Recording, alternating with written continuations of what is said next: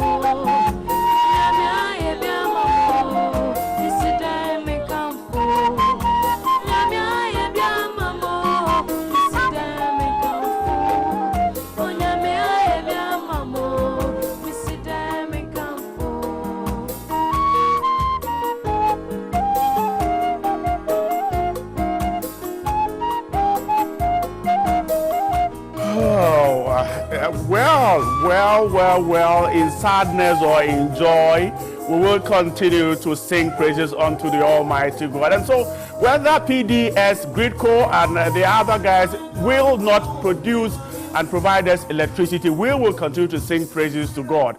Thank you so much. It's a Friday. We're singing praise to God this morning. We're ushering into a fantastic weekend.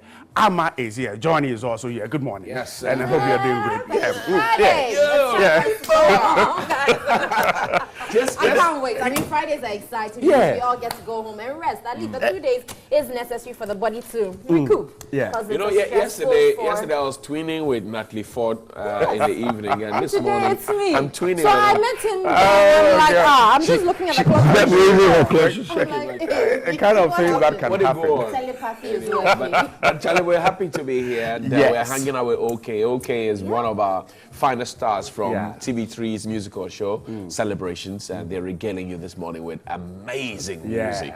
Well, those of you in Accra, it's a fantastic weather this morning. It is. 6:30, the sun isn't out yet. It looks like it's getting cloudy, and I'm excited. If the Wachi seller doesn't come from this point, then there will be trouble. Because the Wachi seller, the cocoa seller, you know, they need to be there. They need to be there. So you can go and buy and go back. Hide away before the rain. Get up and go to work. It's the last day of the week. Put in your last effort and so you have a wonderful weekend. If you don't go to work today, I bet you, your weekend will be bad. Let me say a very big thank you to the Cool Peeps. The guys at Cool Peeps, the emergers. They chose me at one of the 17 emergers. Nice. Yeah, so, you know, along with Wendy Shea, Kelvin Boy, you know, they were talking about people who had made influence or had influence the whole of 2018, young people who had influence.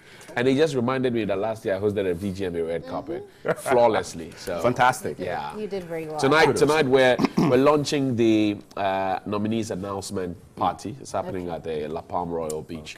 Invitations only. Yeah, the weekend promises to be quite. Exciting. I'm seeing a lot of things on the way coming, and particularly Media Channel has a party at the La Palma Beach. You can come along. You can. I mean, it's an open party. All those who have been hearing bright promises throughout the year of if you catch me, I'll do this. Go and catch him at La Boma and let me make sure he delivers on his Look, I'm taking a container full of goods and goodies there. Come along. Come and see Dr. Nanama Addo in bikini. Hey, Charlie. Yeah. Johnny, on the beach. Please, Disclaimer. Please said it. I didn't say a word. But let's wrap people in bikini. Let's check what's up on Imagine Portia Gabon or imagine Natalie Ford. Oh my God. Why should they imagine? Why are you giving people bad ideas? Well, because they always see you dressed up like this. But so that's now how you're it's going supposed to be. We will always be dressed up. Yes, so now if you go to the beach, you wear what you wear at the beach. Oh no. Okay, all right. Rules are rules. We certainly will have a lot of music today. Let's go away from that. I know. we'll be talking about harmonization of Right. the survey, land survey statutes. I mean, there are issues concerning the fact that the statutes are all spread across, and it doesn't allow them to be able to implement them ideally. And so we'll be talking about it to find out what exactly the problem is in, you know, trying to harmonize it and make sure that it's in one concerted, you know, approach, and then we can all have the reliefs we're supposed to get from land survey. So the key thing is to ensure that, I mean, issues of land, I can buy a piece of land and not run into any trouble trying to get the documentation done, the issue of land guards, be able to stop them.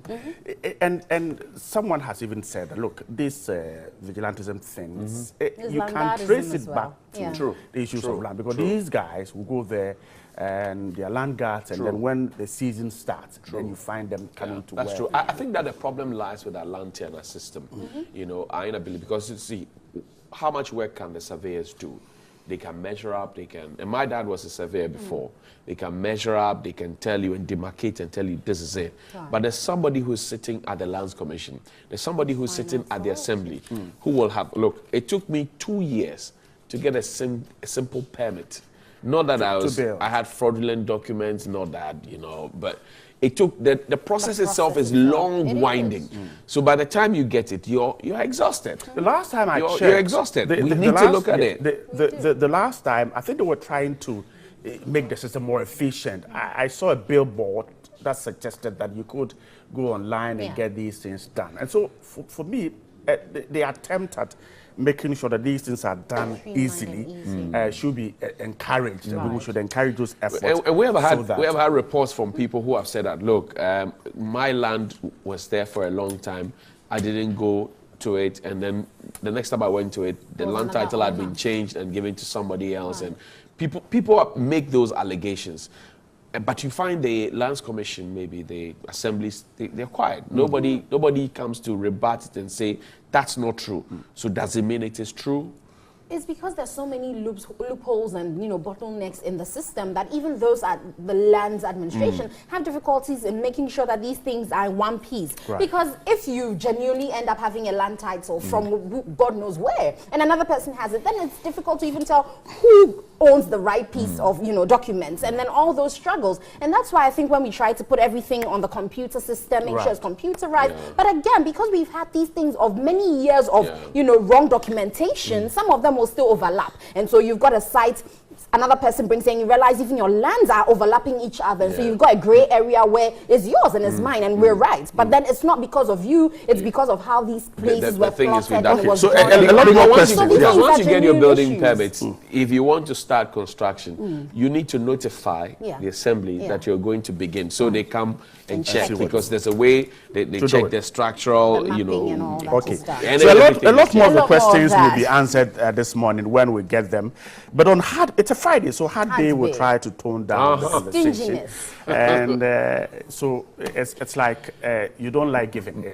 It's not like you don't like giving. You don't give. It's not a like. It's not a matter of between like. Men and women, who are more stingy in relationship? If I close from work and I have money, women give without even talking about it. Like a woman will see things on the street and buy with her money, even if it was the last. Handkerchief and singlet. Oh no, food, whatever it is. A woman sees it and just by instincts they know we need this, and so they'll get it without documenting how much they even paid for it. But a man will be so calculative to make sure that if you, I mean, he wouldn't, even if he saw it and you needed it, he probably will obliviously So the woman is trying to score love points, really. And the man is not campaigning after the election. I see. No, not really. It's not about scoring points. It's just what it is. I think it's partly how we're grown up. Doing it. The last time they tried to find out, but I swerved them. When I closed from work. Why did you swerve I hope you are listening to your father this morning. The moment I realized that I have some money on me, just 5 minutes to get home, I removed all and put them in my socks. They won't see it. But if it had been the days when I used to undo my father's boots, you know, you find it. I know you see it. So if the woman you've let the cat out of the bag. So you have to change the style. We'll change the style. Yeah. No, you see, the point is that if they see the money there, they will take it. Yeah. Madam will take it. Or they will bring you requests. No, Madam will take it. To deplete the funds. Not really. No, I mean, if you don't need it, We wouldn't ask for it. That's the thing. Women are very prudent when it comes to money. If we no, don't need no, them, we're not saying there are people who are in the extreme. We're not saying you are not prudent, no. Yes, so what's your problem? They're always prudent, I know. And they're not stingy, we give. A woman will have the last person, I still give it to the man. But let the man have the last person. What I'm saying is you say he's keeping it for the future. The moment they see the money in that small wardrobe, it must go. It must go. They will take it. Oh, that's what you think. But give it to us. Try us. Give it to us and see what we will do with it. Okay, that's the thing. So that's what we're discussing on Hard Day. Stinginess in relationships. I'm sure you have thoughts now. We would like to hear them on our WhatsApp page. But let's check. But before you touch on that, I'm just wondering, the University of Education, and its happenings. Is they shut down, by the way? Yes, it is. Yesterday by 6 p.m., we understand most of the students had left. And the police, the police were enforcing. I'm disappointed. Obviously, I didn't think it would get to this because we had seen the escalations of the happenings there. But I'm disappointed because if we look at it critically, these are people who are being groomed to become teachers. And if this is how you behave, for me, then what are you going to be teaching the young ones? Because we've said time and again that these are not the ways to solve issues on the campuses. If you think you have an issue, there's a law, there's a way of going about it. Why don't you do this? But if a teacher, exemplary person, people who stand as local parentis to young people who they're going to train are doing this, how do you convince me that I should do it any other way? Yeah. Because this is the way you've chatted, and I'm disappointed. It's very I disappointed that you will, because you had an issue, you go pick baller and put it out on the street. And nobody's condemning it, by the way. Those people who have gone to address them, the Central Regional Minister, the MP for the area, Honorable Fenyo Marking and Honorable Duncan, nobody has condemned it. Like, look, what you did was not proper. That you picked baller as university students who are getting higher levels of knowledge, and you put it on the street just because you have a case to prove. Johnny, that's below the belt. I think that, you see, universities are ruled, they have their own set of laws. Right. Okay? One way to get away from these things is to allow these laws to work. Right. Let's get this kind of interferences in what institutions do. Let's stay away from it. In other parts of the world, it doesn't happen. The rules are there. People, look, I have no problem with Mr. Fenyo Marking suggesting that the university is located in his constituency, so he wants to have a stake in how well it performs or it runs. But when it looks like there is too much interference, to what extent can that stake go? That's the question. That's the point. Anyway, the Catholic Standard says sustainable development must be rooted in ethical values according to the Pope and appreciate richness of Catholicism. Archbishop Kofi tells the youth. We'll be back with more, but let me say a very big happy birthday to the head pastor, I beg your pardon, Reverend Dr. Delali Boja, and the entire congregation of the Deliverance Assemblies of God Church. We would want to wish the General Superintendent of the Assemblies of God, Ghana, Professor Yao Frimpong Manso, our own man, a very happy birthday. Prof, it's your birthday today. We celebrate with you, wish you long life and prosperity, good health, and a couple of things after the break. Welcome back. It's time for us to talk about land administration in Ghana. And to discuss this, we're talking about this in the light of the fact that the statutes are scattered all over. There's fragmentation, and this makes it difficult for strict land administration in Ghana. But joining me to discuss this better is Kingsley Boateng. He's a professional land surveyor, and also surveyor Maxwell Lukuto. He is a board member for the Volta Regional Land Commission. Good morning, Jen. Good morning, and let me say hi to all land surveyors, especially members of LISAC, Land Surveyors Association of Ghana, also members of the Land Surveying Division of the Lands Commission. We have different categories of surveyors. The land surveyors, the valuation, estate valuation and estate surveyors, and we also have the quantity surveyors. We are part of the Land Surveying Division of the Lands Commission. And so just as you are saying, we are members of the Ghana Institute of Surveyors, all put together. And so just as you're saying, the land surveyor is the one that does demarcation of boundaries and of land property.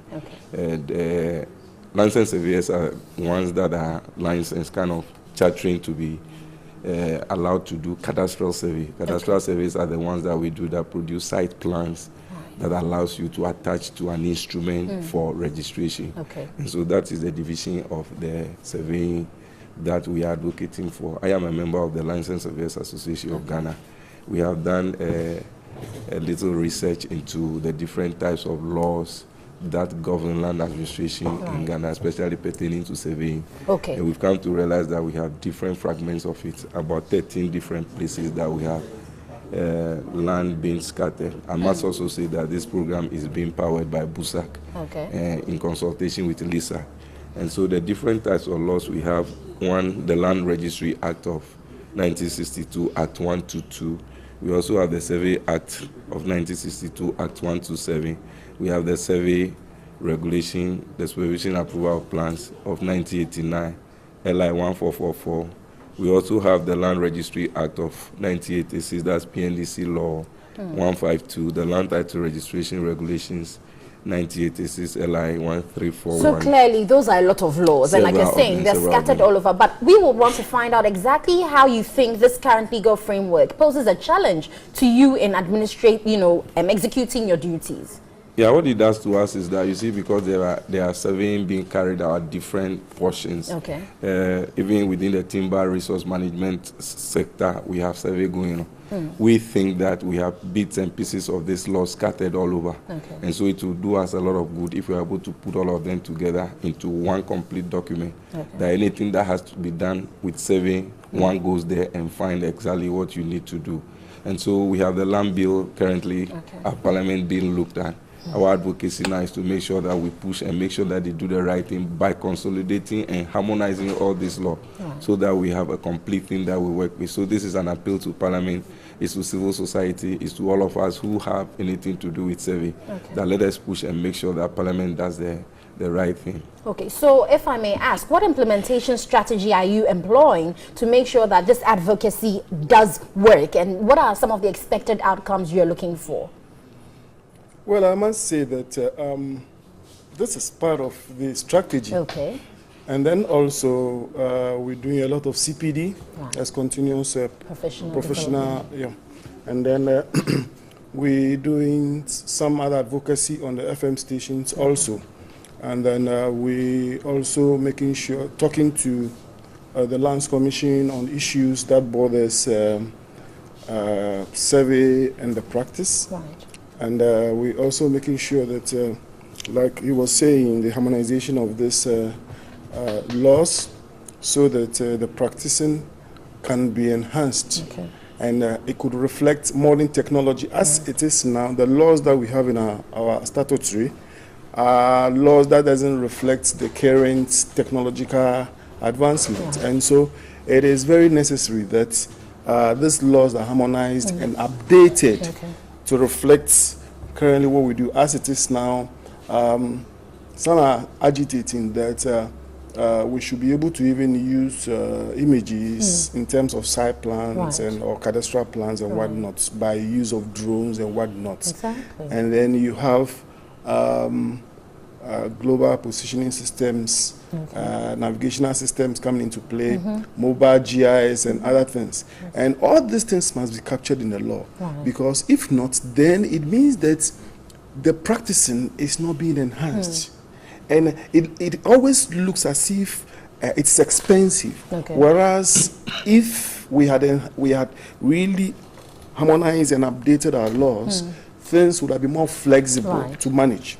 Good. So as part of this advocacy, we are telling the public, or we are telling Parliament, or we are telling the executive that things need to be done faster. The land bill and the survey council bill are sitting on their desks, and we expect action. I'm interested in finding out, so far in your engagements, do you seem to get the sense that people understand the need for this harmonization of the laws, or they just think we're making noise about nothing?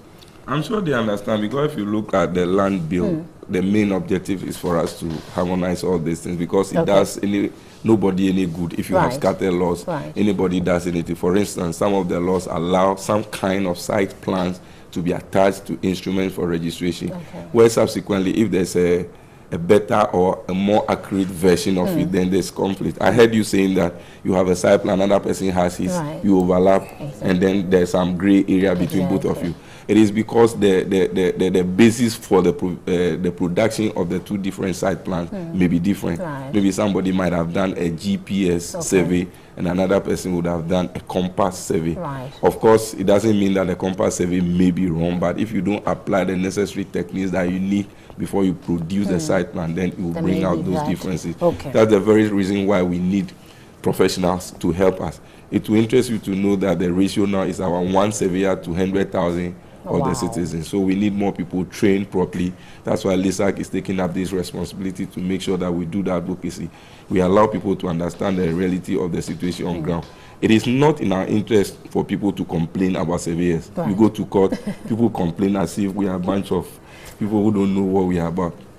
But it's because we allow people who are not so qualified to come into the game to play. That is why some of these things happen. So just finally touch on the partners, you know, joining forces with you to make sure that the implementation becomes a reality. Well, we're talking about the major stakeholders, Lands Commission, the GHI is Ghana Institute of Surveyors, the LS Division, and the QS and the quantities. And then you have licensed surveyors. You know, by law, it's the licensed surveyors who are mandated to do survey demarcating boundaries for attachments to an instrument and whatnot. And so these are things that we are looking at. And of course, we have some other stakeholders like the Geological Survey, the Mineral Mining and Mineral Commission, and all the other agencies. Of course, anybody who deals with land. So every citizen, actually. What we are looking at finally is that we have a survey council or we have an authority about survey, so that once you are thinking about survey, you go to the authority and you have everything to you. For instance, we have the Ghana Standards Authority now. Everything about standards, you go there and you find. It shouldn't be like when you go to Timber, they have their own rules. If you come to some other place, they have their own rules. We should have a standardized way. Yes, of course, there will be differences in the level of accuracies that we expect from some of these things.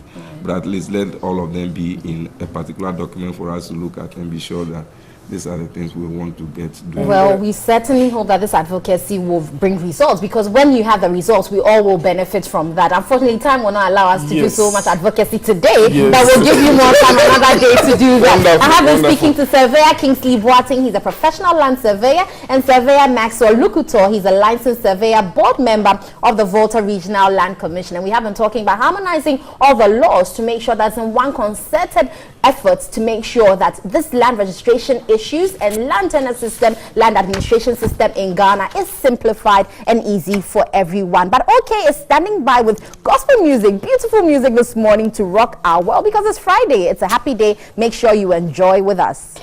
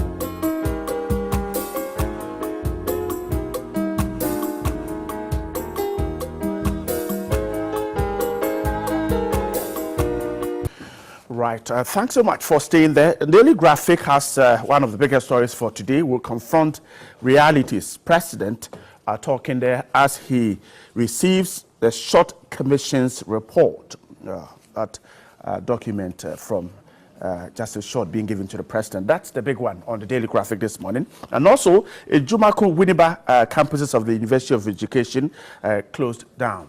Another big one. And NMC, that's the Media Commission, confirming receipt of government petition on the Castle Malaysia documentary. The Daily Graphic has those stories on the front page. The Finder stays with the Commission's report and says that the AG to draft law to ban vigilantism. President directs following NDC's mistrust concerns. Blackout to end within 5 days. That's the Energy Minister talking there. And Ghanaian Times journalist assaulted by the police is captured by the Finder. The Times has that story. Police brutalized 3 Ghanaian Times journalists. And then Winneba University closed down after students riot, and were told what happened there. And then the story on drafting legislation to deal with vigilantism also gets attention on the Ghanaian Times. The Daily Guide has that same story. President orders AG as short submit a report. The BNFT has the Winneba story. The university shut down, and then port charges down by 75%. Those are some of the newspapers I have this morning. My guest to do the talking, a member of the MPP's team, Eric Chum, is here with us. Good morning. Good morning, I Brian. hope you're good.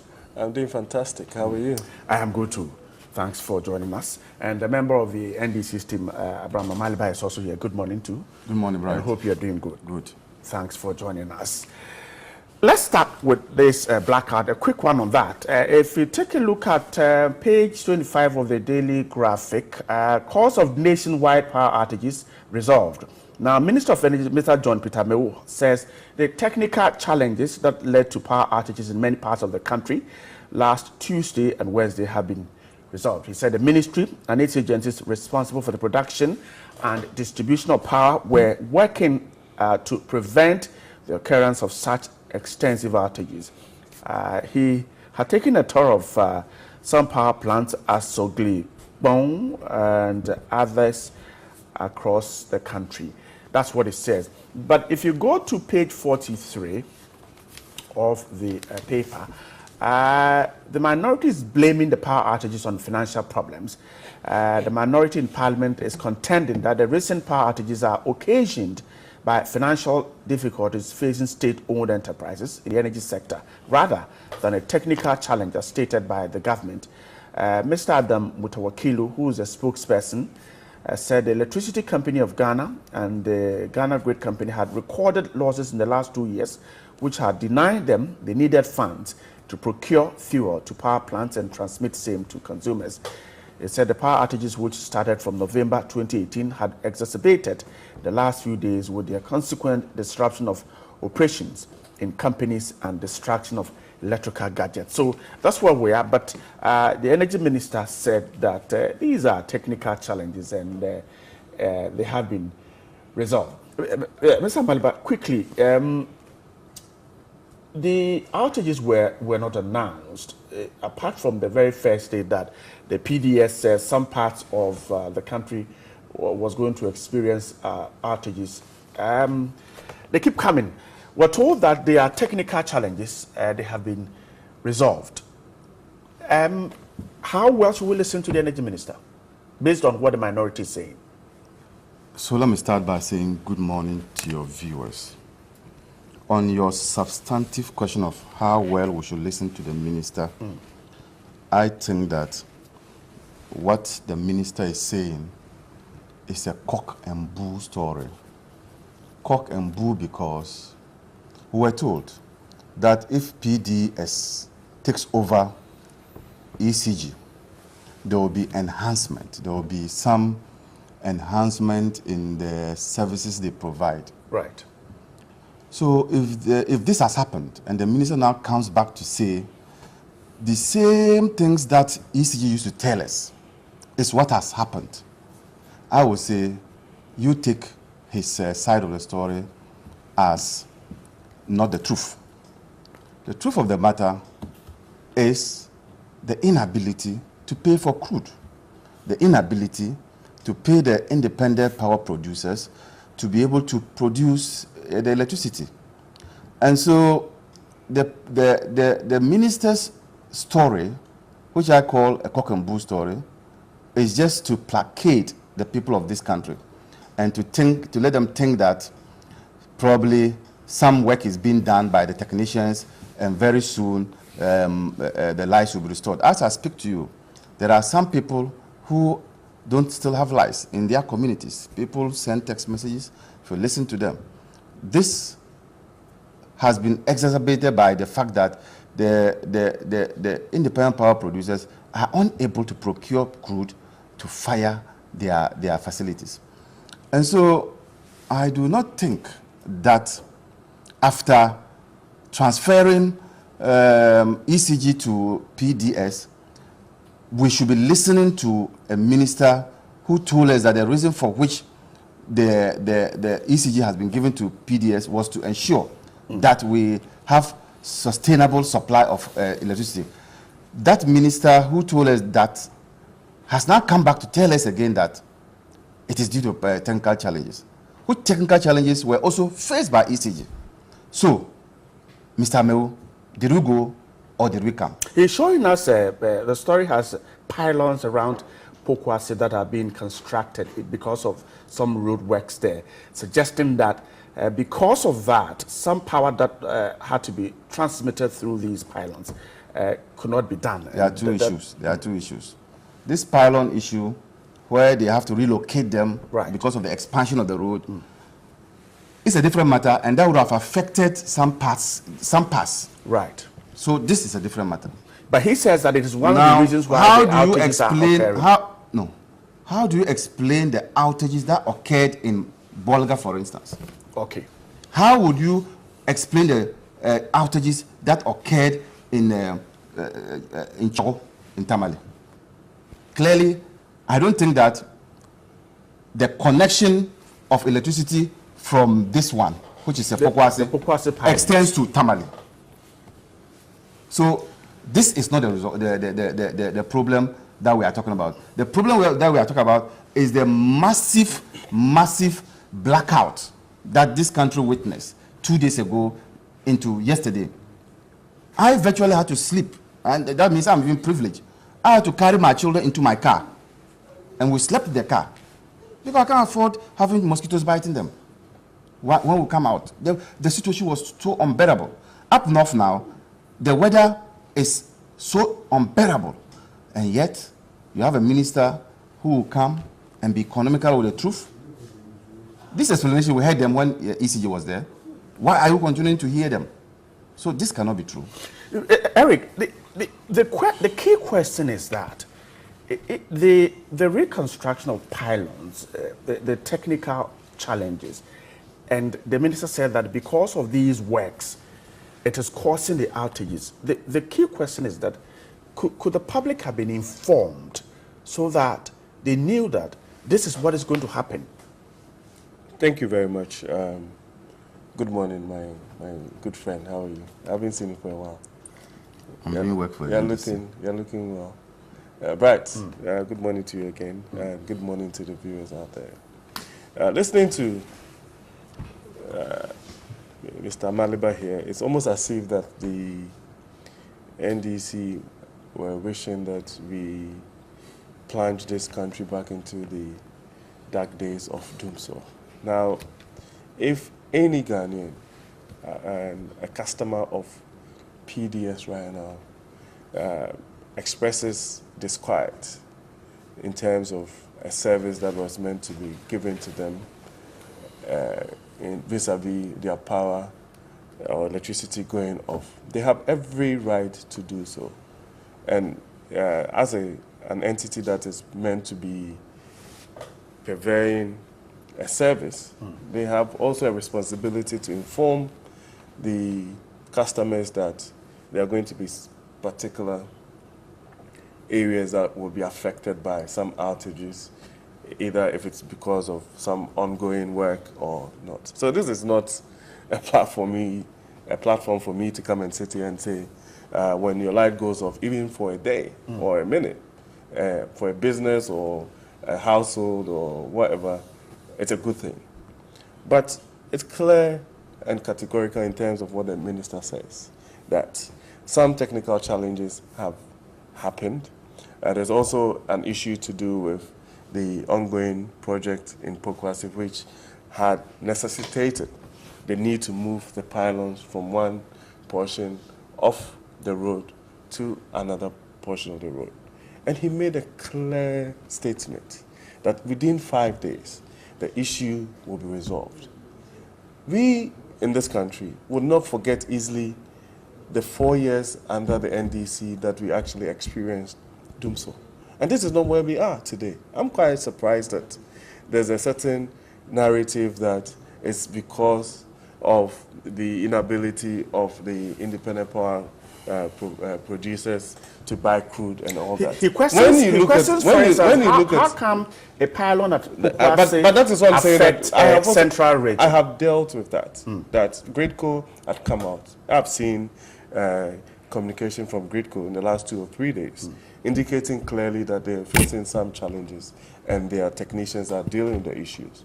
The minister has actually gone round to these various sites to ascertain for himself and has come out to tell the whole country that within a period of 5 days, the issue will be resolved. So if in 5 days' time, or it actually surpasses that 5 days period, and you come back and sit here and have a conversation, that's fine.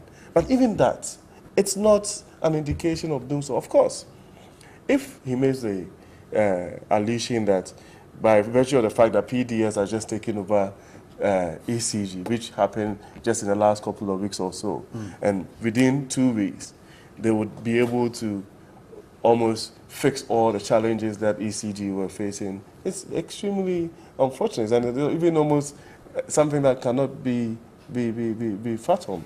The truth of the matter is that we've had challenges over the period. These are things that, of course, intermittently would happen. We haven't gotten to the stage where we are able to deal with some of these issues by having a excessive generation capacity, for instance, so that we'll be able to forestall some of these challenges when they come. Unfortunately, that it is, but we are not in the era of doomsday. And anybody who actually experienced doomsday under the stewardship of the NDC will understand that that's not the situation that we are going through. Of course, people have had the need, and they have justified, to complain about the lack of electricity because they are paying for it, and they are meant to be served whatever it is that they are paying for. So that is the responsibility of PDS to deal, and the various stakeholders within the energy sector to deal with the matter. But it's not a matter of government's inability to pay or the independent power producers' inability to purchase crude. Because even if you look at our so we have enough generation. Of course. Okay. Yeah, but that's why I'm saying that. I mean, it is not to say that the minister had gone to hide in a corner somewhere and spoken to just a few Ghanaians and said that the issue will be resolved in 5 days. He's actually gone out and made it open to the entire nation that this is an issue that is essentially, as far as I'm concerned, is being resolved, and within the next 5 days, we would have a certain finality to the issue. So if it doesn't happen, then he can now go to the minister and ask him, how is it that within the last 5 days you promised that this was going to be resolved, it hasn't been resolved. But to sit here and almost become a doomsday prophet and actually wishing, it's as if that they are wishing the effects of doomsday on the people of Ghana. That's unfortunate. Okay, okay. If you want to react, we're going to move on. As an opposition, because he said we should wait after 5 days and then we can make. We cannot wait after. Yeah, but Ghanaians cannot wait after 5 days because I did not wait after 5 days. Okay, Eric, allow him. I'll come back to you if you want. I did not wait after 5 days before buying my current. So you've been voted into power to ensure that you deal with the welfare needs of the people. You can't say people should suffer for 5 days. And you think that it is okay? People were in this country for 4 years, and you. I am saying that. Pretending over. I am saying that crisis. You are in government today. When you promise the people of this country, did you say that when you come to power, you let them suffer for 5 days and then you continue? Is that what you told them? So, at each point of the governance process, you would have to question wrongdoings. You question issues that do not sit well with the welfare needs of the people. That does not mean you wish for Ghana to go back to doom so, then what will be our use as an opposition? We should just fold our arms because the owners of Ghana are now in the seat. The rightful people who own Ghana are now in the seat. So when there's a problem, we should just keep our hands off and not talk. We will talk at each stage. And each stage, when we talk, it's not that we are wishing Ghanaians to go back. When I slept in darkness and I carried my 2 children into my car, is it not affecting me as well? So why would I be wishing that? So that's the wrong premise. Okay. You must be criticized when the need be. And you should have what should I say? The temperament to accommodate criticisms and not to say people are wishing bad for Ghana. Right. Have a temperament. Right. Eric, come and react. It's very clear that my good friend here did not listen to me. I acknowledge the fact that as a customer and as a citizen, if for one reason or the other I face challenges with my energy supply, I have absolutely every right, and every Ghanaian has every right to question or be despondent about the fact that they are not getting the service that they require. Right. I'm saying that dealing with the issue, it's clear that we are not back to the era of doom so. It's not possible. I mean, even if you listen to the NDC logic, where they tell Ghanaians that they actually fix their doom so situation, how is it that within 2 years we actually get back to that stage? Yeah, you can in any case, it's clear that the minister has made a commitment to the Ghanaian people that will not happen. I believe strongly that the process of making sure that PDS is up and doing and switched on to make sure that we experience a service that is better than what we actually experience under ECD is their mandate. And the commitment is there from government to make sure that they do so. And that minister, even when the handing over was being undertaken, made it clear to them that if they are not up to the task that has been given to them, the concession will be taken away from them. So it's as simple as that. I think that the verdict is still out there. It's early days yet. Let's give them an opportunity to deliver. So don't say that we wish to go back to doom so. Eric, if PDS is taking over, or I mean, and this is one issue that every consumer is worried about, where power goes off at any time at all without any information. It started last week. As of this morning, power keeps going off, and there is no communication. Is that not worrying? Yeah, but that's what I'm saying. That, as far as I'm concerned, the responsibility behoves on PDS to alert the customers that they are having particular challenges. I have seen communication coming from the Gridco that they were facing particular challenges. So as far as I'm concerned, this company actually took over in the last 2 weeks.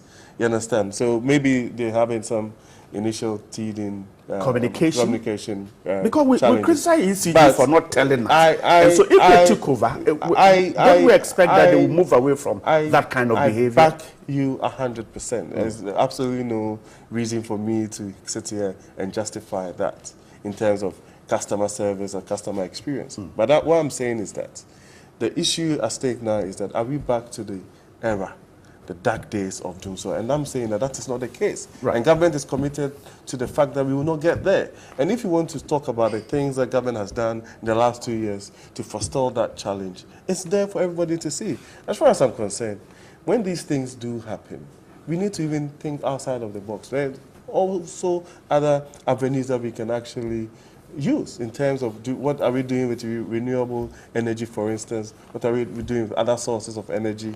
We've been talking about solar and all of those things for a very long time. It's not an argument. So we can have this conversation rather than the same NDC, doomsday, prophecy that we are coming between back into the dark days of There's no difference. Actually, because when you create the impression a new company has taken over, 90% of those who were in ECG are still in PDS. You should know that. So there's actually no difference. Work culture, no difference. It's the same people, the same issues. Indeed, PDS, if they were very minded to deal with the problems that ECG had, should have studied the concerns of consumers when they were taking over and said that these things that you are asking, that the same things are repeating themselves, wouldn't have happened. But they've not learnt. But they've not learnt. I'm saying that communication coming from ECG was a problem. How can communication coming from PDS again be a problem? Haven't they studied the situation? Didn't they know what they were going into? Let's move on to the presidency. The president has instructed the AG to prepare and submit to Parliament a specific legislation to deal with political violence. The legislation, which is expected to be prepared as soon as possible, will also provide sanctions against any one or group of persons who engage in such violence in the name of vigilantism. The president's decision was contained in a letter to the chair of the NDC on the need for the NPP and the NDC to meet to address the phenomenon. President Akufo-Addo, in the letter, said his decision was without prejudice to the outcome of that meeting between the two parties, the NDC and the NPP. Now, he says, I believe that the parliamentary process of enactment affords sufficient space for citizens to make an input or contribution to the enactment of a good and effective law whose implementation will enable us to rid our nation of politically related violence. That's yesterday when the Justice Short Commission presented the report. Eric, let's start from here. I have heard a legal practitioner make a suggestion to the president that this directive is not necessary and that it is a futile attempt. It will not lead to what the president wants to do, and that the president should rather use an executive instrument to deal with this. What do you think? Well, that's the beauty of democracy, that people are allowed to make their opinions heard. We live in an era where divergent opinions are welcome. I think that there's a conviction in what the president wants to do, making sure that these are things that once it actually goes through a proper legal process, then it's something that would come to stay. I mean, if you institute an executive instrument, what it will mean is that another president might be able to come in and issue a counter one or do something totally different. So for me, I think that I would back the president's position.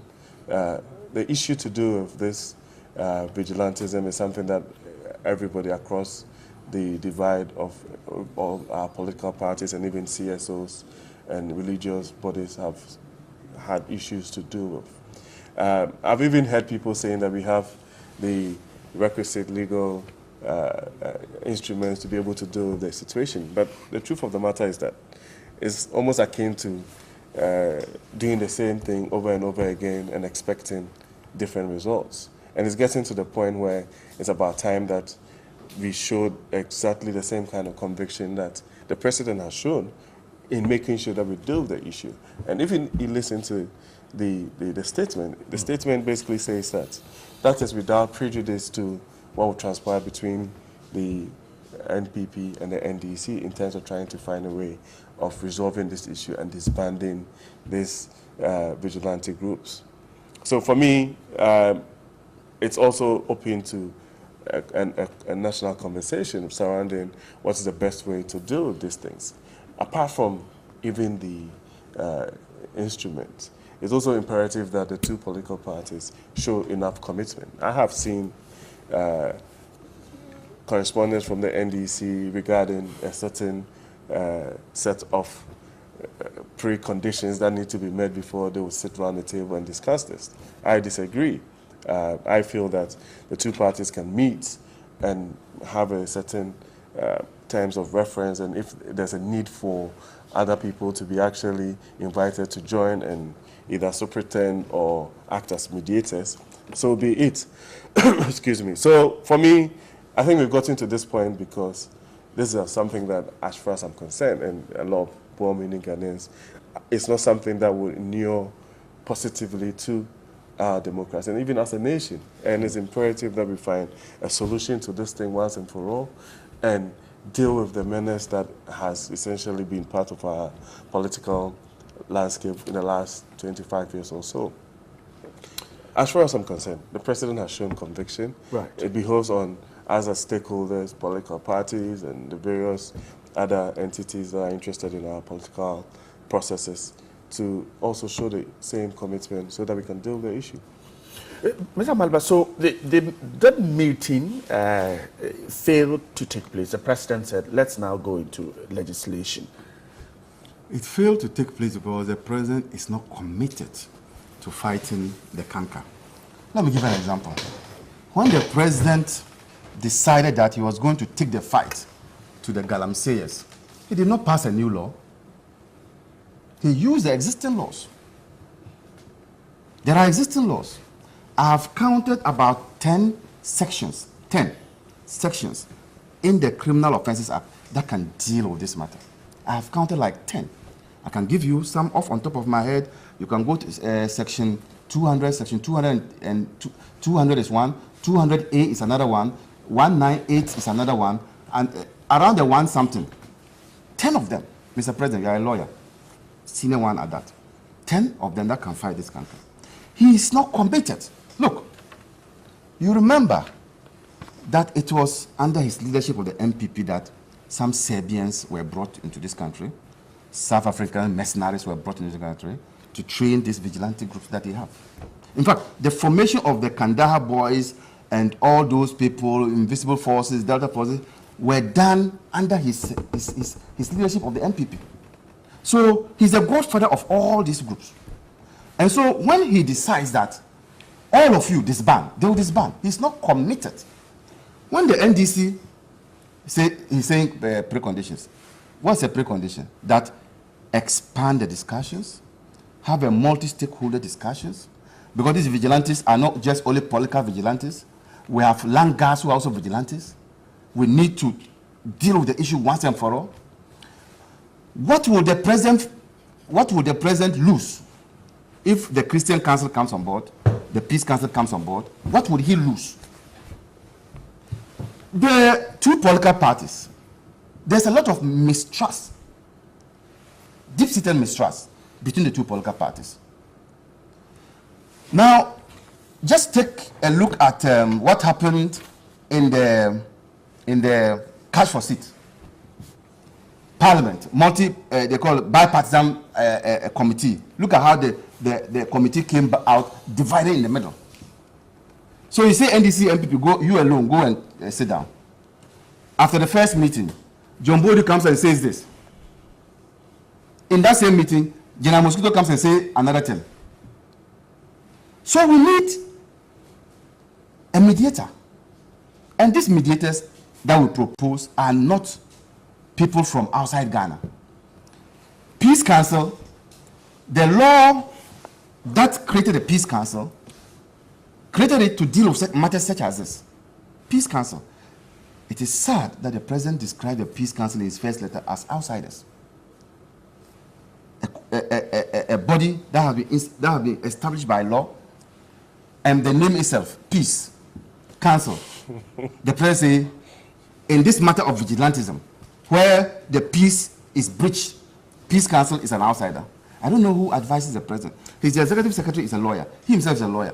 Some of these statements he makes are a clear indication of abdication of responsibility. Should the NDC have gone to sit down with the NPP first? That's a proposition by some. Look, the NDC is not against sitting with the MPP. But we are saying that there should be somebody who will mediate. You claim that you need not have gone to the meeting first before perhaps putting this across? To what use? Some have suggested that. To what use when you know that? That is what the party should have done. No, these are two political parties who have been in existence since the Fourth Republic. We know how we feel about each other. If you invite me to your house for a discussion, I know that it will not yield any dividend. Why should I waste my time driving all the way to your house? This is not the first time that NDC and people are sitting. We've sat at IPAC, we know how we feel about each other. We've sat at, even where there are mediators, we know how we feel about each other, in the case of IPAC. So we are saying, but I know the problem. In the MPP, the president is virtually a demigod. When he speaks, that ends it. They do not understand why NDC should be coming with a proposal that seeks to be amending what their godfather has said. But this is about the nation. It's not about the MPP. In the MPP, yes, when you speak, nobody speaks. But in the larger Ghanaian society, there are various stakeholders So when you speak, you should expect that somebody will come and propose something. What we have done is not to disagree with him, but to enhance what we have done. If people are watching, I'm telling them, we are only enhancing what the president has proposed. It is not our creation. This sitting down and talking, the credit still goes to the president. If that's his problem, Mr. President, take the credit. But we are also proposing something to enhance your proposal. That is all. And this is the situation where you say no. And I ask the question, what would you lose? Now, this legislation, and I've already dealt with it, that we have about 10 sections of the Criminal Offences Act, apart from the Constitution, that deals with this matter. This legislation, how will it deal with somebody like Double, who's already in the security services? And his main objective from phone selling at the Kwame Nkrumah circle, from selling phones from Kwame Nkrumah circle, and receiving 3 weeks of training, and being handed a gun. That's a walking, dangerous personality. If you give somebody 3 weeks and you give him a gun to wield, that's a keg of gunpowder walking.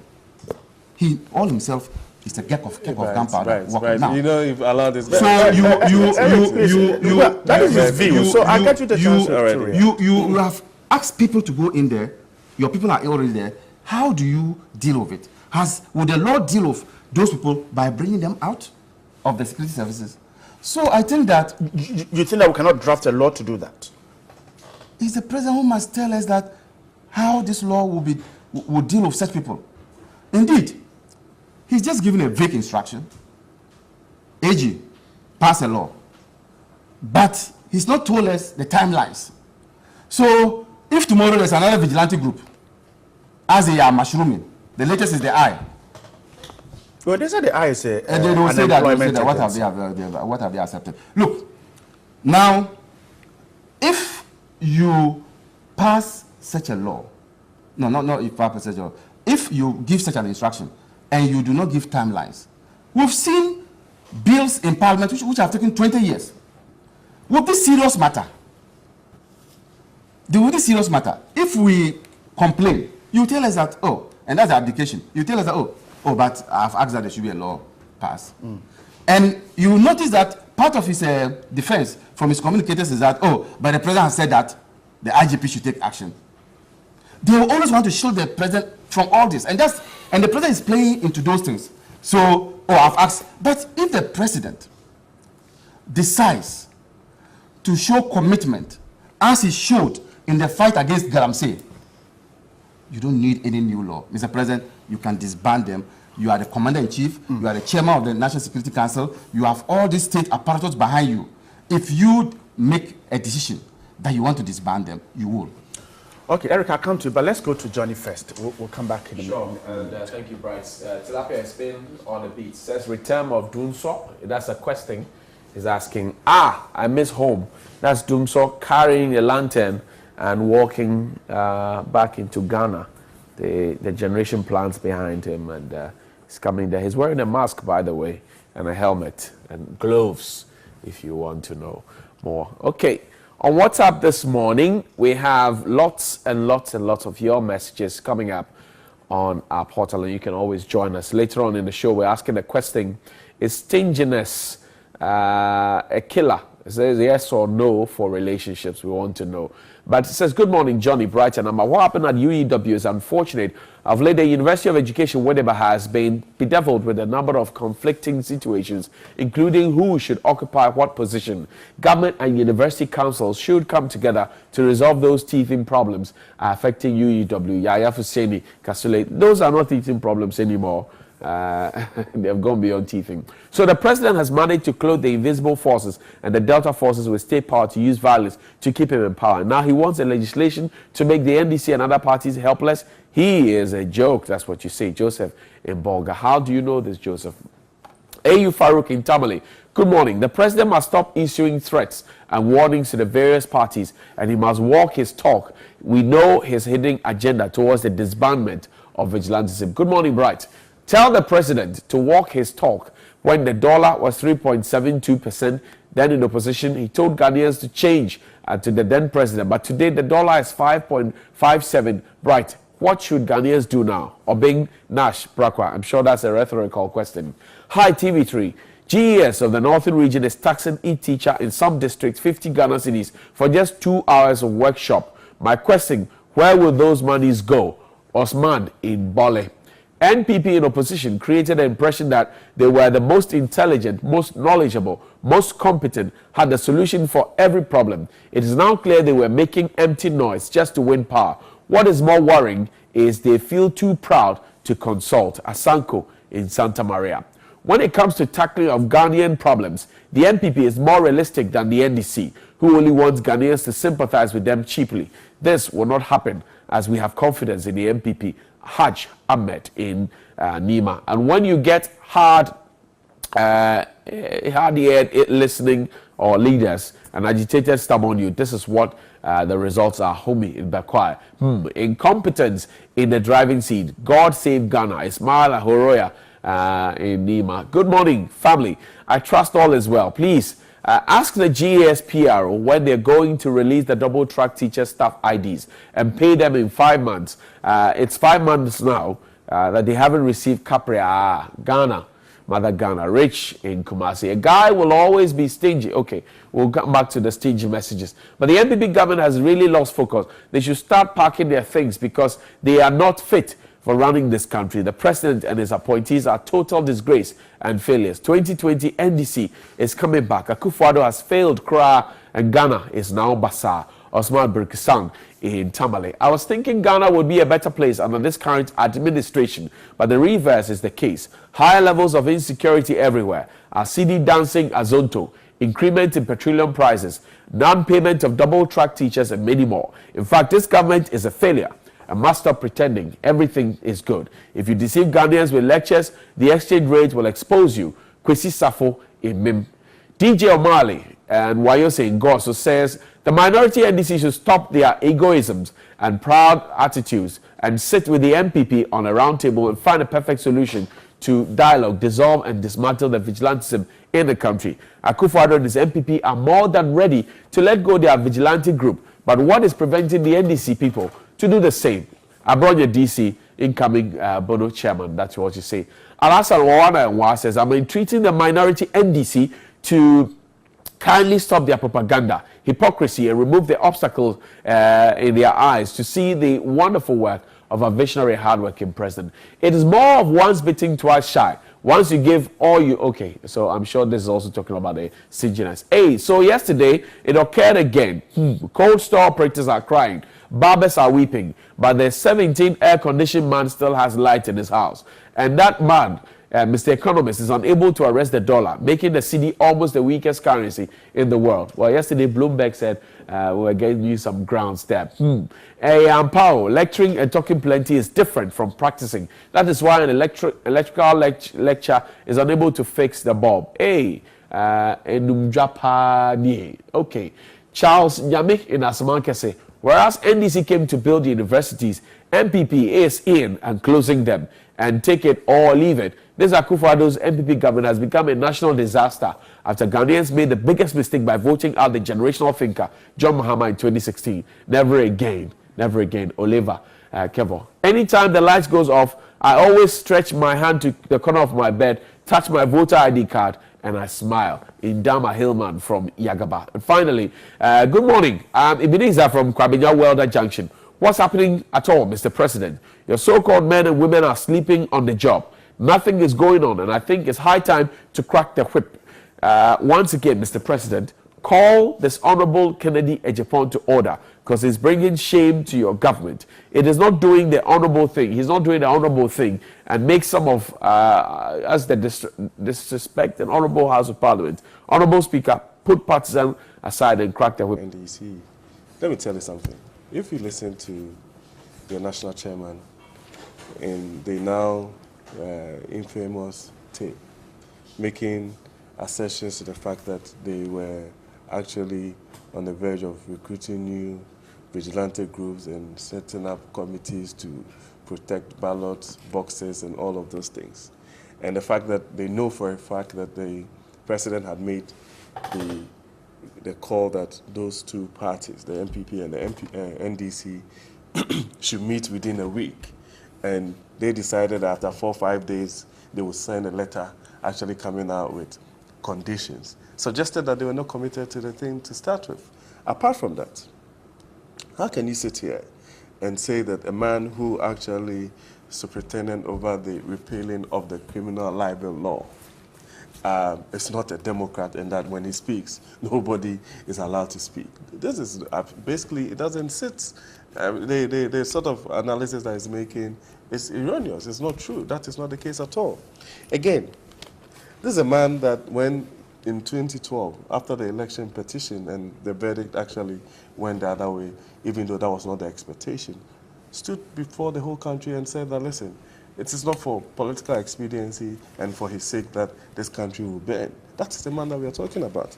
But you see, apart from all of these things, I believe strongly that the NDC are not committed to fighting this canker just because of the fact that they actually started this. You see, when you go back into our political history and the days of when they had their CDRs and ACDRs and all of that, what happened to all of those people?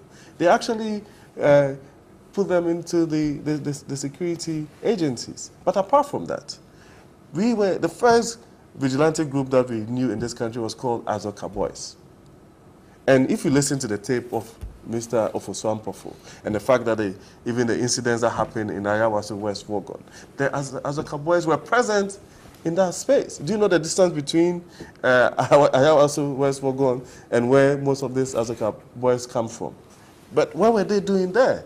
And it's clear evidence that they were really not interested in even contesting that particular election. They came there to cause chaos and really mayhem, and they were found out to start with.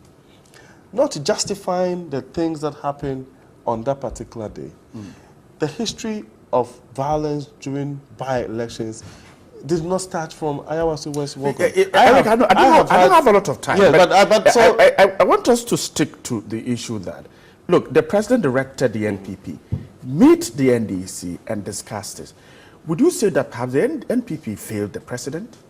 No, but the thing is that it takes two to tango. But the president directed the NPP. Yes. But I mean, the president was clear. He said he's asked his party to get to the NDC. It takes two Some to 20 tango. days after this has failed, which means that the two parties have failed the president. But the president has carried on with the statement that he made in Parliament during the State of the Nation address, that within a week, if these two parties do not show any commitment to resolving the issue, he would ask for legislation on the matter. So the two parties have failed. So the two parties have failed. But even went on to say that, still gave the room for that particular interaction to happen, and said that this is without prejudice to the conversation that would have between the two parties. So as far as I'm concerned, the commitment is there. I believe strongly that this is something that both parties should actually take seriously so that we can deal with the canker. I have always had a challenge with that because you can find other groups actually springing up and claiming to be aligned to these two political parties, and it would probably not be the case. So it's within our interest, our own interest, to make sure that this particular issue is dealt with, groups are disbanded, and the era of violence during elections and by-elections should be over. Okay, Mr. Robert, of course, I mean, even if just to round up, yesterday the Emil Short committee actually presented the report to the president. And I believe strongly that, again, like the president indicated, he will be committed to making sure that we are able to execute the recommendations that is in there. So I'm sure that by the time that report actually in about 6 months, when government issues are is executed, and what would happen with the conversation between the MPP and the NDC, plus the instruction that had been given to the Attorney General to start the processes of putting a legal process. You see, the MPP itself violated the president's instructions or orders. The president said they should invite the NDC. Then you have organizations such as NDC and MPP. You would have expected a written letter to the NDC that let's come and meet. You have Chairman Blay rather calling our chairman on phone as if they were going to drink pito. Oh, come on. You see? But, I mean, so it couldn't have been the beginning of it's not a means of communication. You should formally write to us. It should be on record. But I heard them say, their chairman called our chairman. And I asked the question, is that how serious you are dealing with the matter? There must be something on record. But you see, in all these debates as to whether we should expand the discussions to include other organizations or not, it's only the president and his party who are standing alone. 12 civil society organizations are with the NDC and think that that's the right way to go. And yet you have a president who claims he wants to deal with the matter, refusing to listen to the call of the people, including the churches, who think that the right way to go is to expand the discussion. I am saying that, watch it. If the president wakes up one morning and decides that he is committed to deal with this matter, he will take the fight to the vigilante groups, just as how he took the fight to the galamseyers. I'm grateful. He's not interested now. Abraham Maliba is a member of the NDC's team, and Eric Chum is a member of the NPP's team. Gentlemen, grateful for a Friday morning. Thank you. Thanks so much for coming. We're talking about relationships and being stingy. Send your comments. We'll talk about that at the tail end of the show. Stay there. We're coming.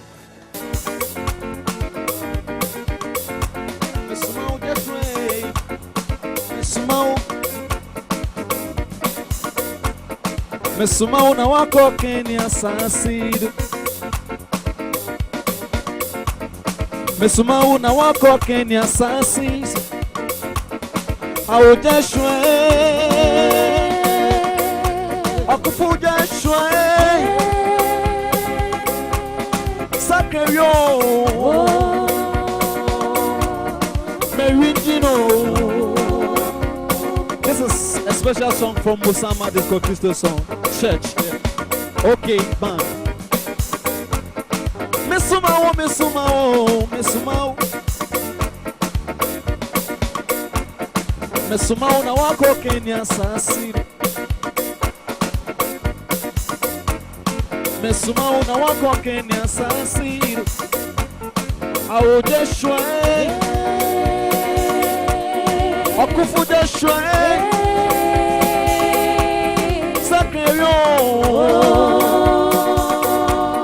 Merindino, I will dash right. Akufu dash right. Sakero,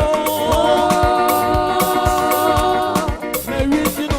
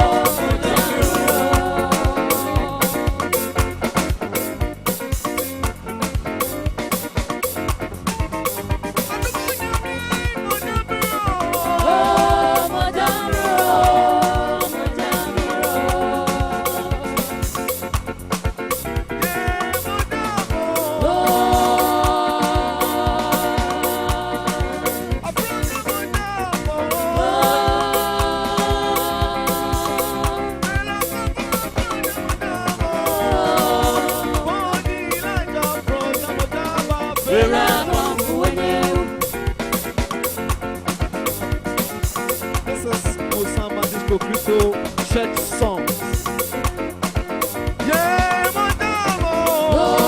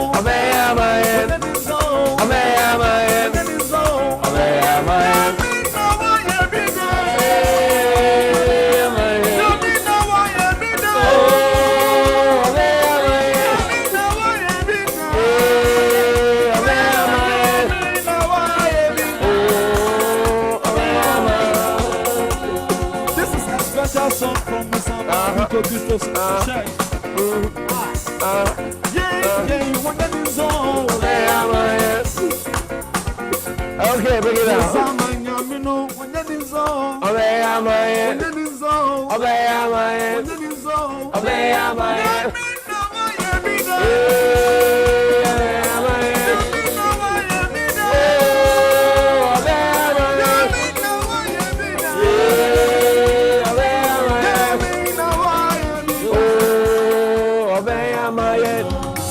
Nice. Put your hands together for yourselves, guys. Man. Okay. Medase. Is it? Yeah.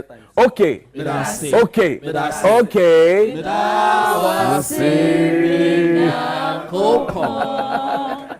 Nice, lovely there. I'm sure you remember OK from TV3 Celebrations. Well, how are you guys doing?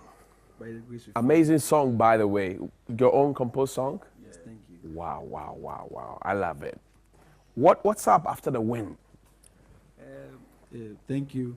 It's been 3 weeks that, by the grace and by the favor of OK, 10 weeks that we spent here, the experiences that we went through, and we won the competition after all. We were selected among the lots. Okay. And as the program and then the manager was expecting from us, after the program, we've put in some things in place. And coming Sunday is our first concert, Thanksgiving, at Tema. Community MDCC Auditorium. I see. Speaking of Tema, let me say happy birthday to you, Jonathan Niaman Sabanlai. You are in Tema, Ghana Water Company. It's your birthday today. This is from our sports team here. Happy birthday to you. So we're meeting in Tema. What time? Yes, we're starting 12 p.m. exactly. Okay. And then until Mama calls. Yes. You said MDCC, that's Mozama Disco Crystal Church. But you guys know how to dance in your church. I heard this morning you are not dancing. What is that? There is a special song. Okay. Dance for Mozama Disco Crystal members. Right. And I think this morning, because of the weather. What weather? Yes, we want. Please. Exactly, we want to. We want to. No, you need to set the thing. So we'll do the dance. Exactly. So we're meeting at Community 6 this Sunday, 12 noon, and it's where? Tema, Central Cathedral, MDCC. Central Cathedral, and it's free. It's free. It's free. Okay. Who else will be performing with you? ETW, okay. ABQ, okay. Salters, those that we compete. Okay, your friends are coming to support you. Wow, amazing. That's team spiritedness. We have our senior Obeko Citre, the one that should have won last season. Obeko Citre, our seniors. You mean the one who couldn't get a lot of votes and the judges' comments to win last year? Okay, it's okay. So are we expecting an album from you shortly? Shortly, yes. Shortly. We're going to have. After this program, we are having this one, and already we have most of our music written down. So definitely after this one, it will come. You do an album. Exactly. Great, guys! Congratulations to all of you. Amazing. Maybe I'll talk with you, ladies. So have you gotten boyfriends after the show? Someone is getting married. Who is getting married? You are getting married. Congratulations. When is the wedding? Oh no, talking to the mic. 20th, congratulations to you. Have you guys gotten boyfriends after the show? Gotten proposals now? Not yet. Oh, but they have also not proposed. And a big good group, no. A big good group, no. Anyway, so we're meeting in Tema this weekend. You can't miss it. The MDCC Cathedral Community 6. And let me say happy birthday one more time to you, Jonathan Ni Ama Lai Saban Lai, your Ghana Water Company. Tema, it's your birthday. No, let's play this. And happy birthday to anyone who's celebrating a birthday. I want to see the special dance. Play. Yes.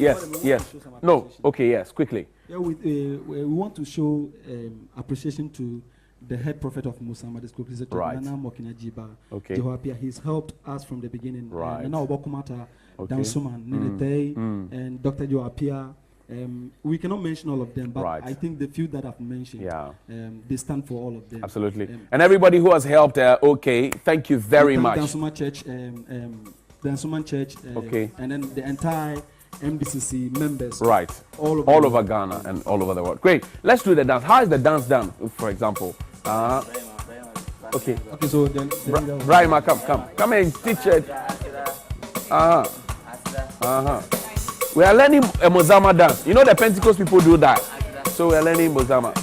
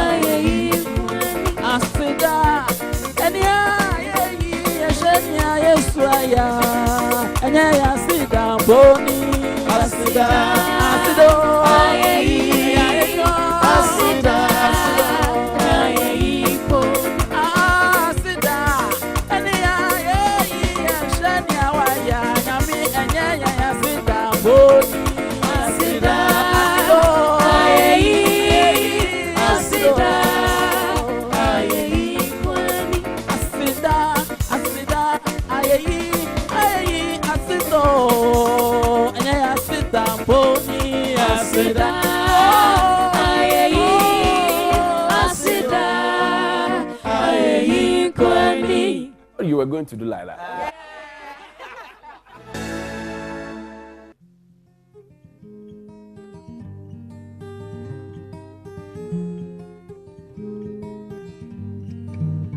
Oh, Debbie, when I know my baby, go hold me down, don't even mind if he dare go mess around, long as he go and run the town, chasing paper, he'll always be keeping me, keep me safe, my beau, get low, my beau, get low, my baby, give me dough, I know he love me so, he buy me my Porsche, call him my Davido, 1 million my banco, stamp in my passport, oh, I take it, carry go, he give assurance, so, he enticing me with $1, when he go at it, come and holla, baby, it's a Noah holla, Yanko at a drive to the mall,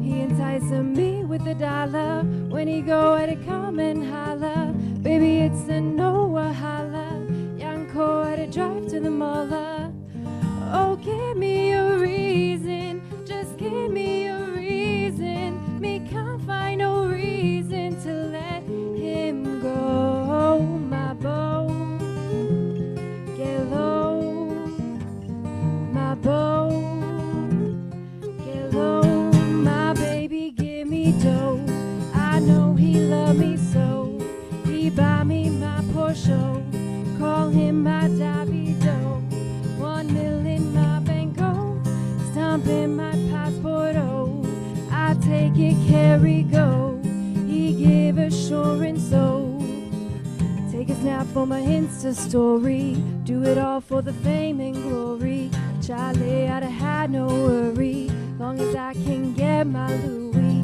Take a snap for my Insta story. Do it all for the fame and glory. Charlie, I'd have had no worry. Long as I can get my Louis, my bow. Thank you, thank you, thank you.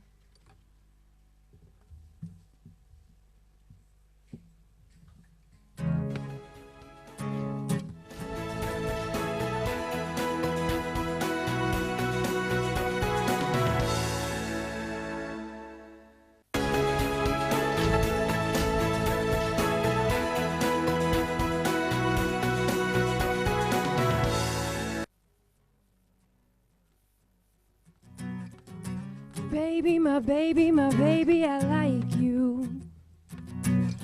Only you every day I wanna see for my side, oh. Pressure, no goofy, catch me, no be this time, oh.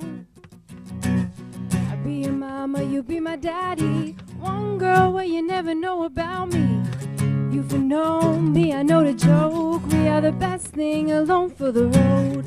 I'll be your mama, you be my daddy. One girl where you never know about me. You've known me, I know the joke. We are the best thing alone for the road. Ooh la la. Baby boy, I make we show them low tempo, low tempo, low tempo. My baby, keep it on a low tempo, low tempo, low tempo. Make we show them, oh, show them, oh, show them, oh. Our style be low tempo, low tempo, low tempo. Ayo, ayi gwenyo bake kesa neba moko moko nyawe. Ayo, obi asuro nobody go fit talk we to kill our future. Ayo, ayi gwenyo bake kesa neba moko moko nyawe. Ayo. Them never talk, say shut to be good, always be bad. Ayo, damn confused, oh, damn confused, oh. Them don't know what to do, oh, damn confused, oh, damn confused, oh. Them don't know what to do again, damn confused, oh. Them don't know what to do, oh, damn confused, oh. Them don't know what to do again, oh, more by bro. Oh, more by bro. Oh, more by bro. Oh, more by bro. Media is still and I meet them all the talking about bad mind, fake friends, we see them walking. If I am mute, I go talk, I'll dance all now, dance all now. Media is still and I meet them all talking about bad mind, fake friends, we see them. If I am mute, I go talk, I'll dance on now, dance on now. Ringo, Ringo, low tempo, ayo. Low tempo, ayo. Low tempo. And if you're checking out my shirt, it's by Grandpa and Dan Someone. Check out what you've been saying about stinginess in relationships. To start off, a guy will always be stingy if the lady misuses what he offers. A lady who misuses money isn't worth giving to, because no matter how and what you give to her, she won't be satisfied and will always ask for more. On the other hand, a managerial lady or a lady who is well-versed in management, even if it's the best, the last the guy has, will always offer to the lady, be willing to offer. A lady who is not stingy is born with it. Very hard for a lady to give out if she isn't born with it. Atu Kofi from Esikado. Interesting thoughts there.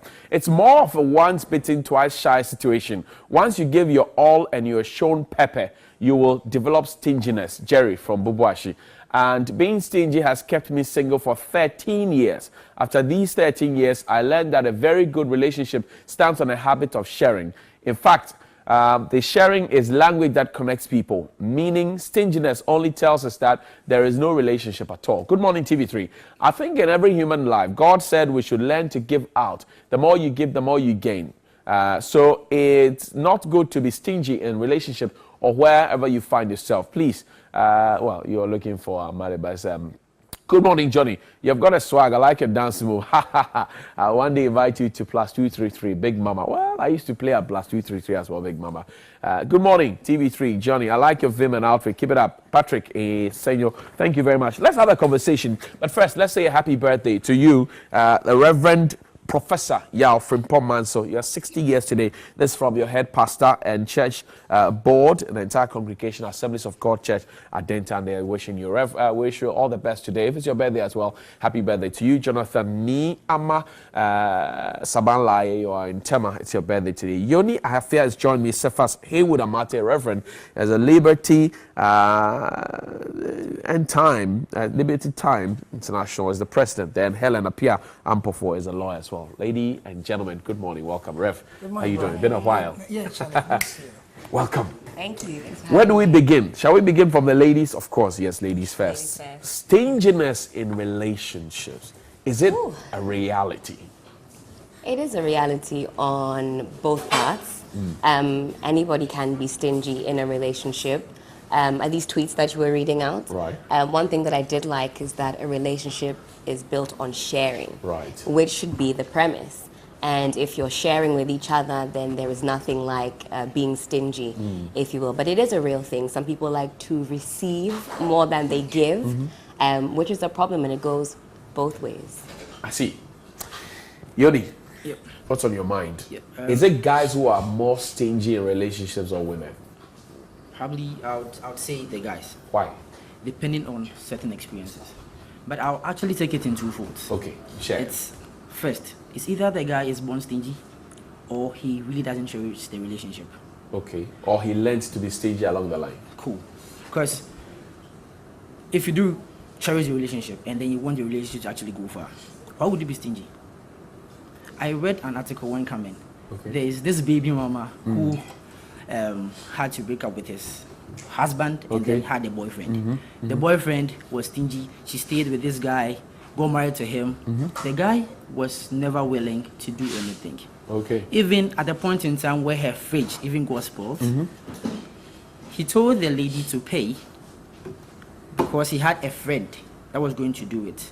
And then he was going to get something from the friend for introducing the friend to the lady. Right. Who does that?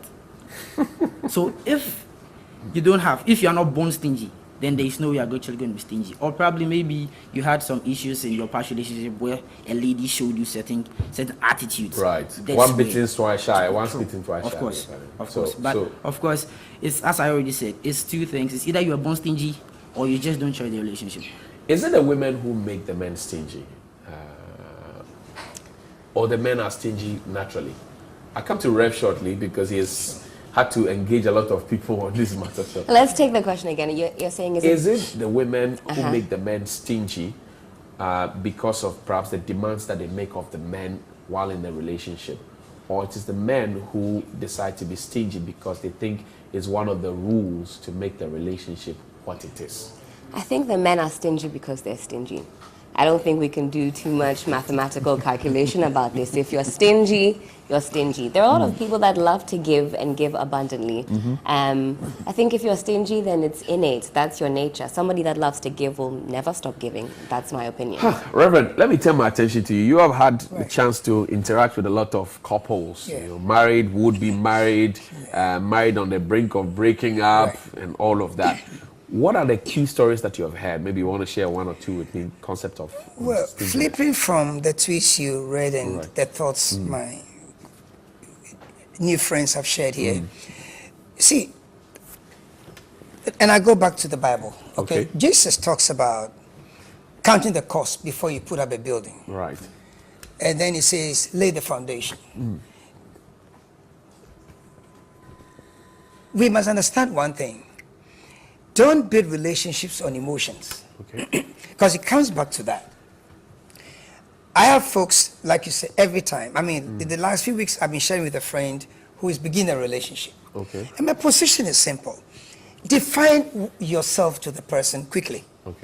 Don't wait to go 3-6 months into the relationship because before you start setting your tax in place. Define yourself from day one. You say to the gentleman, I am a single lady. These are my challenges, and that's why I am single. That's why you got me. If you want to stay with me, this is how I want it to go for me. You tell me yours, then we understand ourselves. Ground rules. Ground rules, they are key to everything. Okay. You understand? Because you're getting married, right? You quickly have to discuss what to do with the in-laws from the man's side and the in-laws from the woman's side. Right. Once you have these definitions, some of these things just evaporate. They're not really You there. want to woo the woman. You want to impress the woman. She impress. Look, listen. What do you consider stingy? She may not consider as being stingy. For example, she wants an iPhone X, and you are here thinking that she deserves a small Infinix somewhere, and because you can't afford it, she says you are stingy. I'll tell you this.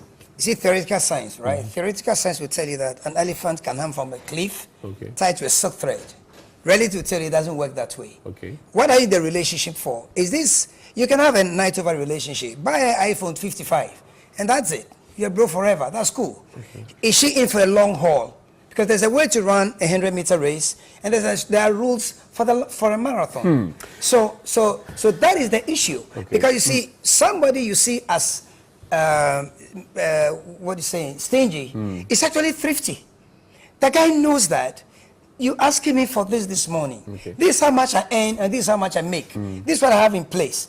I know that Monday or Sunday there's church, or Saturday all there's her a friends wedding. have the iPhone X. It doesn't matter. They have Samsung S9. Exactly. Is that what your life is? Why mustn't she have one? She can have it. But they didn't have it before they had it, did they? There's a time for all that. I see. Because you see, we might be thrifty. If it's a one night off, that's cool. Do everything you want to do, and then it's gone. And that's why people are frustrated, because nobody's going to leave the X20 with you every day. So it's not real. Helen, let me come to you. Yes. So let's assume that you come from a very wealthy family. You meet a gentleman who doesn't come from a wealthy family. He's earning, something around 1,000 to 1,500. Which is a lot. And yes, and you're asking him to get you an iPhone X, or to be taking you out on a regular basis, buying you pizza, do this, do that, and he can't afford it, so because of that, you place a stingy tag on him. Is that what the ladies do out there? I mean, I can only speak for myself, so first of all, I wouldn't ask for expensive gifts, especially if I know where my other half is coming from. So if you have gone to over-represent yourself, good one. Okay. You've come to me, if the first time you came to me, you came in a Range Rover. Right. 6 months down the line, Range Rover. A borrowed Range Rover. I don't want to go out in a taxi. Because you have over-represented yourself. But if you came to me and you said, this is what I do, this is how much I earn, this is me, this is the true me, then that's what I'll be expecting. Maybe you were playing hard to get, so he had to do something to get you in. Yeah, it's normal. In the beginning of the relationship, everybody is different. Everybody is, gives freely. So yes, everybody is more generous when things start off. Would a stingy man necessarily break the back of your relationship?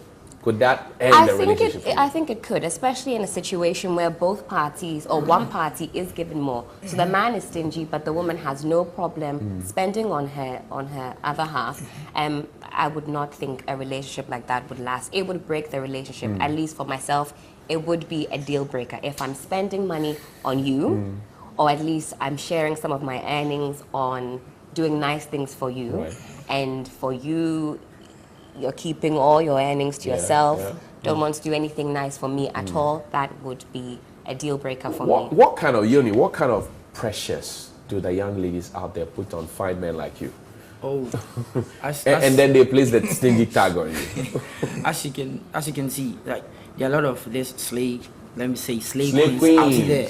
So based on how they actually come out, that's what places the pressure on us. Okay. I guess you understand. Now I want so to. You're doing Brazilian. You're doing. Just imagine. Expensive bags, expensive shoes. What I make at work is just something I'm actually managing my own self. Okay. And then I see this pretty lady I want to actually approach. I want to impress. Okay. As she said earlier, I want to impress. Right. And then I know if I go probably the way you are with foot or the way I am, she wouldn't accept it. So what do? I go borrow a friend's car. Okay. I go actually save the money I have, take her to probably a very big restaurant, spend all on her on that particular day just to impress. Okay. What happens next? That is what we the guys don't really think about, because you're just trying to impress at the spot. Right. But for the long run, what is it about? Okay. Can I actually afford it to the end? No. So that's where the pressure comes in. Rev, what's the wisest thing to do? Look, there's a difference between... They have spoken the reality. There's the reality. What's the That's why, wisest thing to do? so you see why I said, spell yourself out from the beginning. Look, there is a difference between a national service relationship and a civil service relationship. Okay. It's the national service relationship I'm describing is the 100-meter thing. The civil service thing, you are going a long way. It comes with so many things, okay? And that's look, and I'm going to tell you this, and it will surprise you. The finest, high-class, top-quality ladies are the ones who are not that demanding. Really? Yeah, because they know who they are. They value themselves. Am I Absolutely correct. They value themselves. They will not look to even give her a phone. It's a problem. She doesn't want that. Don't define me as this. She knows what. So, and you see, you can live the reality, or you can live the hype. There are people who are in a relationship, and they want to live the hype. If you, the gentleman, want to go that way, then you buy all the stuff he was alluding to. There are other ladies too who know that I am not going to be like this every day. Maybe you have to move from the slave queens and start nurturing slave princesses. There are also some good women or supposed good women who think that by pushing the man to be able to deliver on certain things, you're making him better and work harder. If No, not, then he becomes a lazy man. Is Everybody can dream. That's Okay. not it. Okay. Look. So all his friends, he lives in a single room. He's partitioned the room with a Yes. curtain. That's right. He sleeps on one side and he eats on one side. He has his TV on the other side. All his friends who work at the same places that, Yes. the same levels Yes. of salary, have a single room self-contained. So That's there's right. a bedroom, there's a hall, there's a small kitchen on the side. And you have this lady who thinks that, look, I need to push him to be able to get these other things. Does that, if he's not able to do, does that make him stingy? I'll tell you this. If you're living the hype, push him that way. But if you're going to live the reality and hopefully have a family out of it, that's not the way you're going to push the guy. Maybe he has the money and he's not using it. There's a difference between a miser and then a spendthrift. For the spendthrift, once he sees that the guy is coming with money, that it goes. Okay.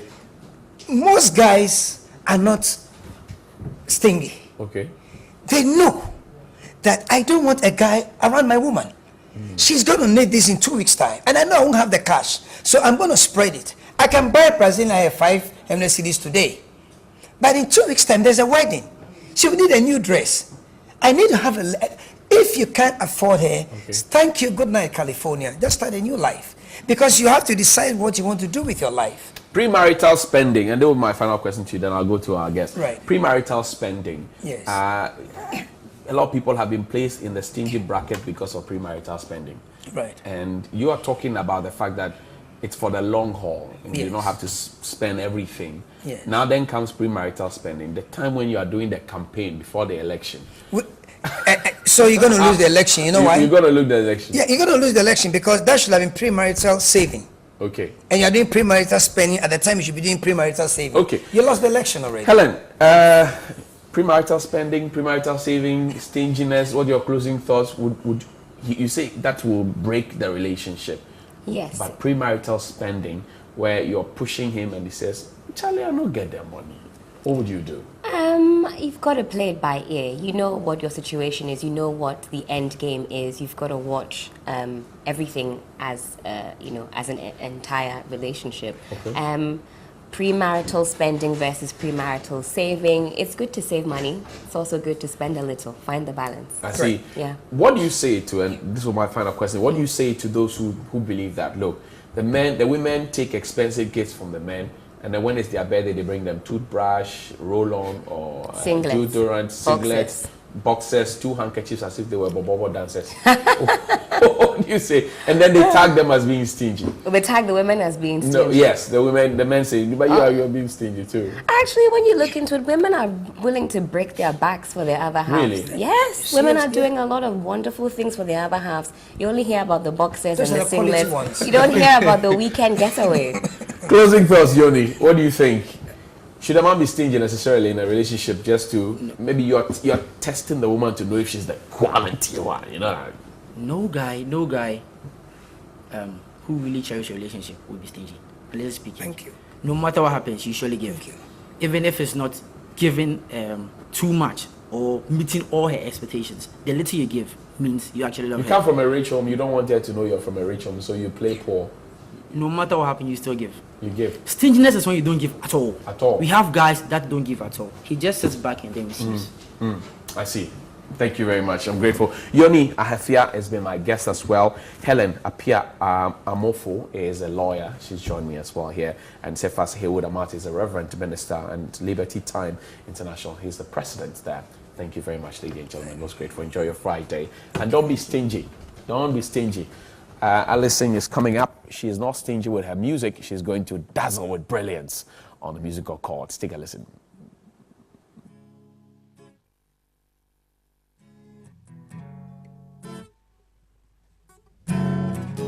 Stole my heart, please don't rip it apart. You shine so bright, please don't put out the light. 'Cause I know, yes I know,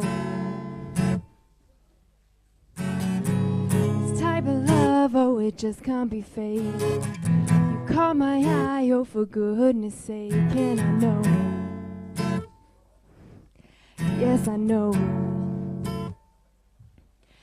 you make jollof better than your mother. There is just no one other, not even all your brothers. I go to church to worship on a Sunday, only to praise the day you came. I feel no shame, and I follow just like your father. There is just no one better, no one who makes me wetter. I wear my beads for you down on my knees. I beg of no one other, not all your baby mothers. Kwesi, Kwesi, Kwesi, I give you my heart. Kwesi, my love. Kwesi, my heart. Kwesi, oh, I give you my life. You make jollof better than your mother. There is just no one other, not even all your brothers. I go to church to worship on a Sunday, only to praise the day you came. I feel no shame, and I follow just like your father. There is just no one better, no one who makes me wetter. I wear my beads for you down on my knees. I beg love no one other, not all your baby mothers. You make jollof better than your mother. There is just no one other, not even all your brothers.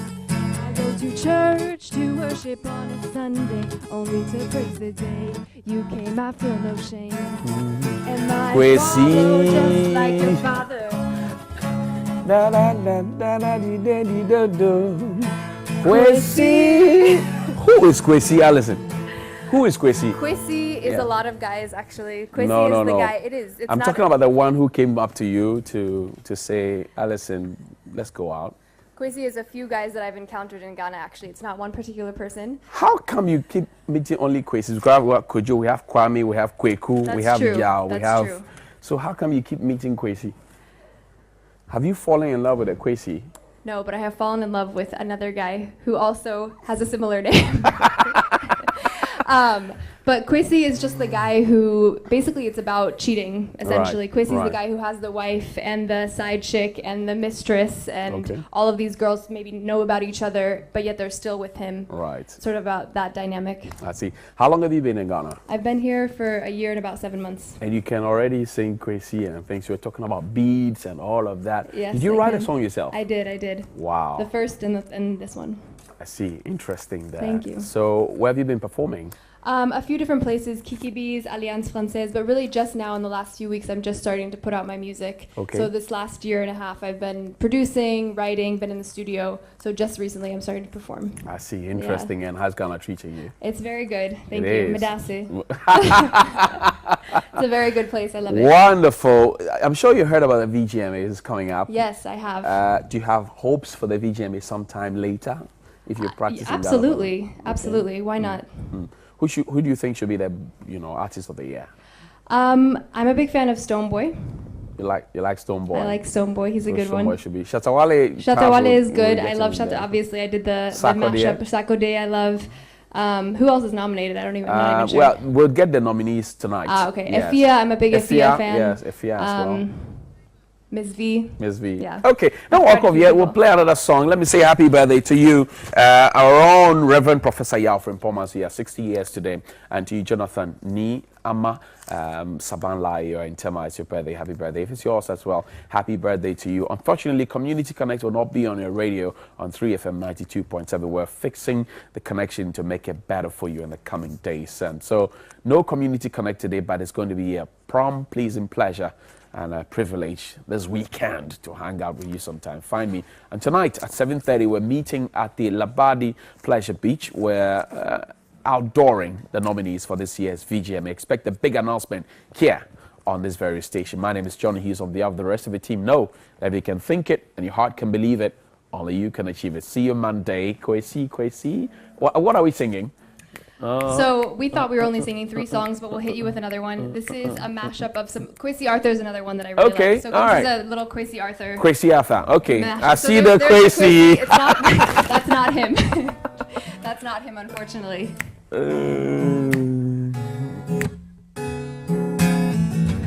Monday, yay. Friday, yay. Sunday, yay. Every day, yay. Every day, yay. Grind day, yay. Grind day. Can't fuck with your mandem. Talk too much, me no like them. See me with my people, you for stand firm. Know a couple people, big it cancel. Can't fuck with your mandem. Keep the cycle time and pass them. No new friends, that's the anthem. That's the anthem.